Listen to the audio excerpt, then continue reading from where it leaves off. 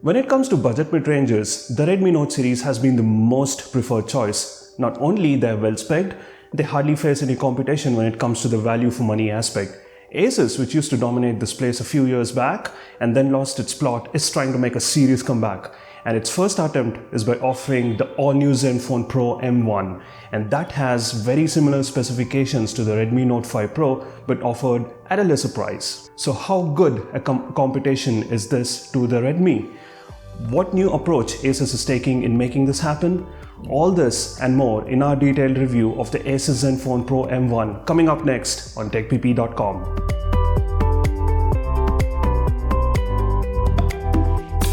Hey guys, this is GK from TechPP, and before we dive into the review, do make sure you hit the subscribe button and the bell icon to get notified for all the interesting videos we do here.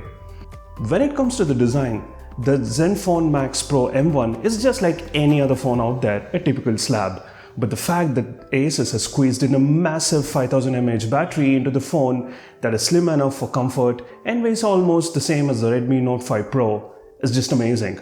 The power button and the volume rockers are well made, but can be shaky after a few days of usage, probably because they look like plastic. There is a 3-slot SIM tray that will also accommodate a micro SD card, something that we are super happy to see.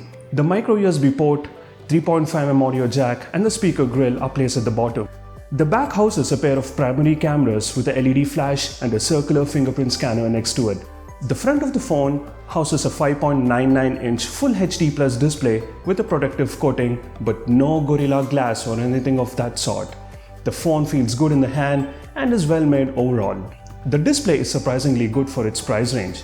Colors pop out nice, viewing angles are good, no hassles of fingerprints or smudges, and a well-working auto brightness sensor that makes for a good outdoor visibility. The touch sensitivity is top-notch, and the 18:9 aspect ratio display is curved at its edges. Job well done, Asus. Under the hood, the phone sports a Qualcomm Snapdragon 636 processor with Adreno 509 GPU. With 3 or 4 GB of RAM and 32 or 64 GB of internal memory, the phone runs on a near-stock variant of Zen UI built off of Android 8.1 Oreo. Asus says they would try to move users to the next two versions of Android P and Q, but that remains to be seen.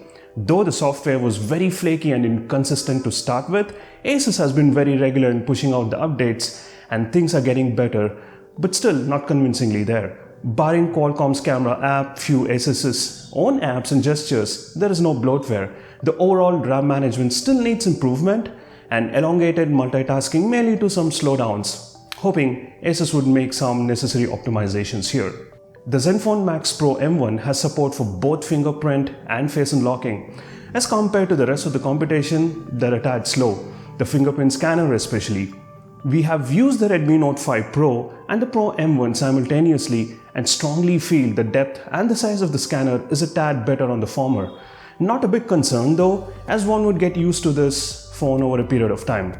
If you haven't already checked our video comparison between the two, here is a card for the same. While on the topic of the sensors, we are happy to report that Asus has included pretty much all the sensors that one would need and expect for a day-to-day usage. No penny pinching there. Loaded with a 5000 mAh battery, there is no support for fast charging and the phone takes around 2.45 hours to go from 10 to 100%. The performance, well, as expected, one word, brilliant. No matter how your load on the phone pans out, you're going to have a full working day's worth of juice, and most cases even more. In our tests that range from light to sorely heavy usage, we observed screen on times ranging from 5 to 9 hours. Impressive again. The Pro M1 comes with a pair of 13 megapixel and 5 megapixel shooters for its primary camera setup with a LED flash. While the first sensor is normal, the 5 megapixel sensor is for depth sensing. The camera app is simple, snappy, but loaded with options and filters. But it's a surprise that there is no panorama or slow motion modes here. The focusing and the overall speeds are good. The pictures in daylight come out sharp and ample amount of details and good dynamic range, but the colors are a bit saturated and at times some portions of the image look really artificial. The portrait mode does a good job and has a slightly wider frame as compared to the competition. As the lights go low, noise is evident, but the Pro M1 handles flares very well. Video shooting has 4K ability, but there is no stabilization and hence videos come off shaky if you're not very careful. There is a decent amount of focus hunting as well. There is an 8 megapixel selfie shooter that also has a flash. The overall performance is just okay. So, summing it up, for the price it is offered at, looking at the options competition has to offer, we believe Asus has done a commendable job in offering this package. While this is a great start, there is a fair amount of polishing that is still required. The overall software optimization, the fingerprint scanner and the camera performance, to name some.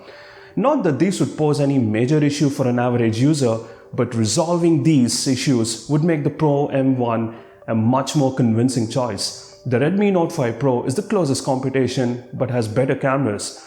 Oppo is also bringing the Realme 1, which is expected to be priced around the same range. While some may prefer stock Android, others would love the tons of options that MIUI or the Color OS has to offer.